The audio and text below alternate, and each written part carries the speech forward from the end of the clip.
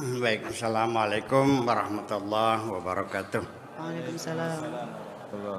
Bismillah, tawakkaltu ala Allah, la haula wa la quwata illa billah. Asyhadu an la ilaha illallah wa asyhadu anna Muhammadar Rasulullah. Allahumma salli ala sayyidina Muhammadin wa ala alihi wa sahbihi ajma'in, ma ba'd. Silakan buka halaman 803 di alinya paling tengah. Bismillahirrahmanirrahim. Wa hakadha tatakashafu hadhil hamla an kashfin tabi'atil yahud. Bahwa di sini dijelaskan, diungkapkan jelas Al-Quran dalam bentuk campaign, ya, mengungkap tabiat watak tabiat orang Yahudi, wa tarikhihim, dan sejarah orang-orang Yahudi,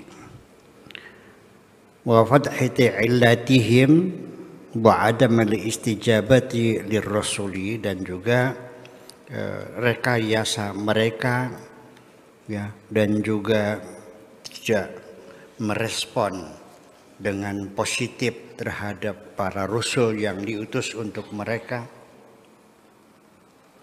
wa ta'annutihim, dan juga keras kepala mereka, wa jamghihim bi ta'annuti, dan mereka punya watak selalu membangkang ma'an nabiyihim, dengan nabi-nabi mereka, wa qaidihim, dan pemimpin mereka, wa munqidihim, dan juru selamat mereka. Mereka selalu membuat ulah, ya, itu sifat dan watak tabiat orang Yahudi. Kalau orang namanya merengkel, banyak bacot, ya kan, susah diatur gitu. Sehingga ketika ada anak santri yang rewel sama kiainya, banyak nanya itu nanya ini, biasanya dasar Yahudi loh gitu. Jadi sebagai peribahasa bahwa Yahudi itu memang susah diatur gitu. Ini kata di sini seperti itu. Bukan kata saya, ini katanya di sini.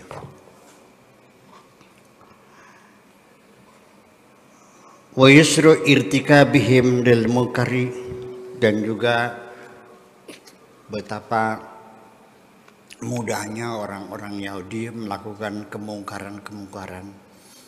Mereka adalah bangsa yang terlalu memberikan kemudahan bagi dilakukannya kemungkaran, kemaksiatan, kata ini. Kemudian wajahihim bisu'i, dan juga mereka terlalu terbuka dengan hal-hal yang negatif, caci maki, kejahatan terbuka. Kemudian juga fi haqqi al-anbiya was-salihin, ya, anti terhadap para nabi dan orang-orang yang saleh. Bal qatluhum wa tabajjuhu bi qatlihim, dan juga mereka juga membunuh para nabi-nabi mereka. Wa yaqtuluna anbiya'ahum bi ghairi haqqin, dan mereka orang-orang Yahudi itu gemar membunuh para nabi-nabinya tanpa alasan yang benar. Yang ada yang digergaji, ada yang dibakar, ada yang disalib, dan sebagainya. Gitu. Dan mereka merasa bangga membunuh para nabinya itu. Wa tabajjuhu bi qatlihim, dan mereka merasa bangga diri bisa membunuh nabi-nabi mereka itu. Wa tasqutu bidzalika wa tadahawa dasaisu al-yahud. Itulah makanya desas-desus, dasais itu desas-desus bahasa Arab. Desas-desus itu bahasa Arab di dasais, jadinya desas-desus. Ya. Artinya rumor orang-orang Yahudi itu terus berkembang. Fisafil muslimi, di kalangan umat Islam, gitu. Kita sampai sekarang ya desas-desus itu, rumor itu, apalagi rumor, desas-desus, apa provokasi, itu apa lagi? Ya, itu seputar kita. Fisafil muslim. Wa kaidin dan tipu daya mereka. Wa makrihim dan rekayasa mereka. Wa habailihim dan tipu daya mereka. Dan sampai sekarang mereka kuasai kok. Ya, media dunia pegang-pegang kok. Ya, mereka bisa membuat public opini dengan mudahnya. Ya, kantor-kantor berita dunia mereka yang kuasai semuanya. Bilang apa? Wa ta'rifu al-jama'atul muslimatu, dan kelompok umat Islam mengetahui ma yang bagi an ta'rifahu al-ummatul muslimah. Orang Islam tahu apa yang perlu diketahui. Fi kulli hin, di segala zaman, di segala waktu, di setiap generasi. An tabiatil yahud, tentang tabiat orang-orang Yahudi. Wajibillatihim, dan juga watak mereka. Wa wasailihim wa taraiqihim, kemudian juga media yang mereka kuasai, metodologi yang mereka lakukan. Wa mada wuqufihim lil haqqi fi dzatihi, dan bagaimana mereka menyikapi satu kebenaran, ya, sawaun jaa min ghairihim, apakah datang dari bangsa lain, au naba'a fihim, atau juga yang tumbuh dari bangsa mereka sendiri. Konon katanya salah satu alasan orang Yahudi tidak percaya kepada Nabi Muhammad itu karena mereka meragukan mana mungkin Nabi di luar orang Yahudi itu. Gitu, salah satu alasannya. Bahwa orang-orang para nabi itu semua dari garis Yahudi. Karena Nabi Muhammad bukan dari garis Yahudi, ya, sempalan dari Yahudi, yaitu Arabul masuknya juga Arabul Musta'ribah. Ya. Jadi Arab yang asli itu namanya Arabul Uraba, Arab pendatang namanya Arabul Musta'ribah. Nabi Muhammad itu termasuk Arabul Musta'ribah. Umi, ya memang umi ya. Memang asli Arab, tapi Arabnya Arab Musta'ribah, Arab pendatang. Nah, itu. Tetapi nanti di ujung-ujungnya Nabi Muhammad juga ya sempalan dari Nabi Ibrahim juga, dari Nabi Ismail juga, dari Yahudi juga, tapi kan gitu. Jadi apa sempalannya gitu. Mereka meyakini bahwa tidak mungkin ada nabi di luar dari orang Yahudi. Itu salah satu katanya. Nggak tahu benar tidaknya seperti itu. Oke. Lalu kemudian juga bamada waqufihim lil haqqi fi dzatihi sawa'un jaa'a min ghairihim aw naba'a fihim fahum a'da'un lil haqqi wa ahli. Tetap selamanya pada akhirnya sekalipun nabinya datang dari ras mereka, dari suku Yahudi, tetap aja mereka musuhi kok. Ya, jadi apalagi dari luar ini kami juga dimusuhi. Yang hadis Nabi Nabi Zakaria matanya digergaji kan, ya, melarikan diri dikepung, sembunyi di pohon, mereka tahu ditutup pohonnya, digergaji pohonnya. Ini seperti itu. Kemudian walil huda wa hamadatih, orang-orang yang membawa hidayah fi kulli ajalihim, segala generasi, wa kulli azmanihim, di segala zaman, ma asdiqaihim, dengan teman-teman mereka, wa ma'adaihim, dan dengan musuh-musuh mereka, li'anna jibillatahum aduwwatan lil haqqi, karena watak mereka adalah anti kebenaran, selalu melawan kebenaran.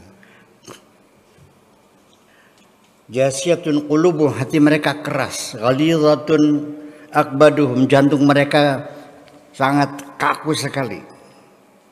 La yahnuna ru'usahum, tidak pernah mereka menundukkan kepala, mendongak sekali kepala dengan segala kesombongannya.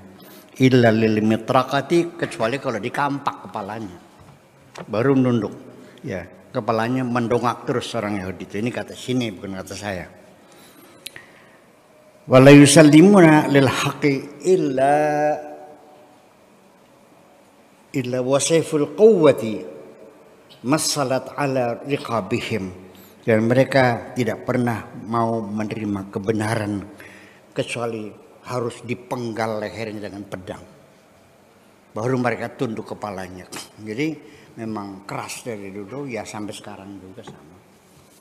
Iya, mereka.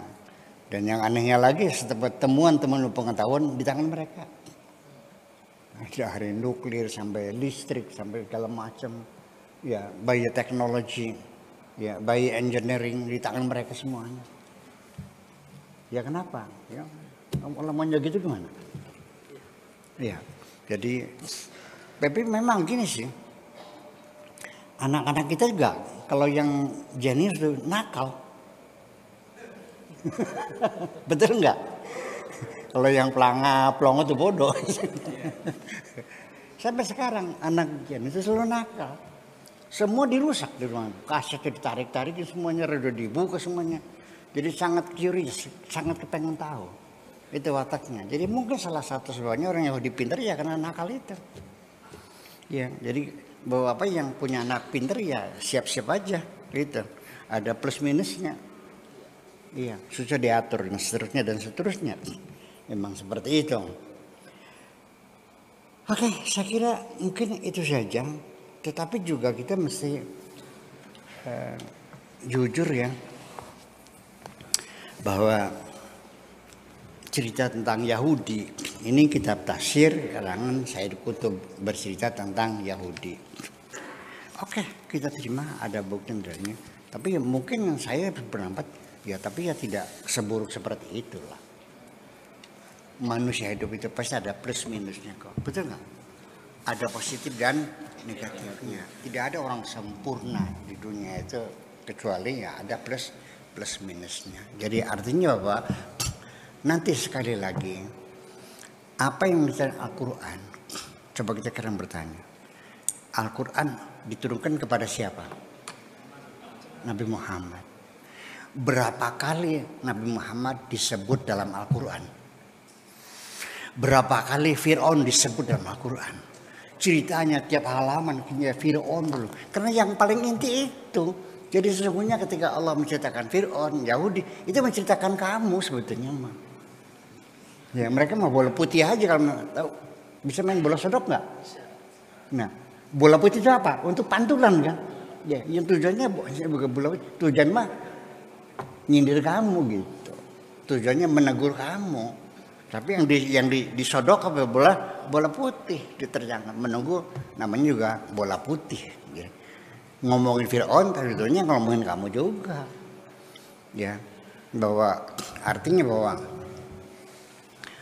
apalagi zaman dahulu kala di Jazirah Arabia, sekarang saja saya di Indramayu, yang menghalang-halangi saya bukan orang Kristen, orang Yahudi, orang Islam sendiri kok kiainya sendiri. Yang melarang saya beli tanah orang sendiri. Terus gimana? Masa ngelawan? Ya udah kita lawan dong. Masa saya mau harus bermusuhan dengan orang-orang Islam? Ya udah aja. Dan saya tahu kok alasannya apa? Kecemburuan, takut kehilangan pengaruh. Itu aja persoalannya. Ya iya, masa saya harus berantem sama orang yang takut kehilangan pengaruh? Memang saya mau cari pengaruh di sini? Enggak kok. Saya ingin bekerja kepada Allah. Selesai. Ya, tidak untuk siapapun. Dan aku tidak mengharapkan penilaian siapapun. Biar Allah yang menilai. Aku tidak perlu saksi. Tidak perlu dilihat oleh orang lain. Wa kafa billahi syahida. Cukup bagiku Allah yang menyaksikan. Terima kasih.